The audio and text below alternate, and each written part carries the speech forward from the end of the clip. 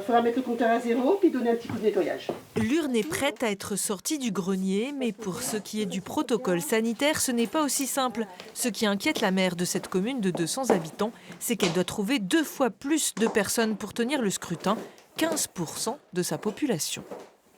C'est de ne pas avoir assez d'assesseurs pour tenir les bureaux et que les personnes ne souhaitent pas forcément se faire vacciner, ne souhaitent pas forcément se faire les tests juste avant. Donc c'est ce qui m'inquiète. Effectivement, cette année, les bureaux de vote vont devoir être dédoublés. La départementale qui aura lieu ici et le début des élections régionales. Ce qui nécessite la présence de plus de bénévoles vaccinés ou avec un test négatif récent.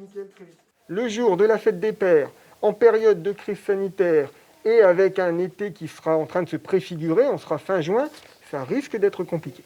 D'autant que dans sa ville, il y a un an, près de la moitié des élus ont attrapé le coronavirus suite au premier tour des municipales. Autre problème, la taille de certains bureaux de vote, comme ici.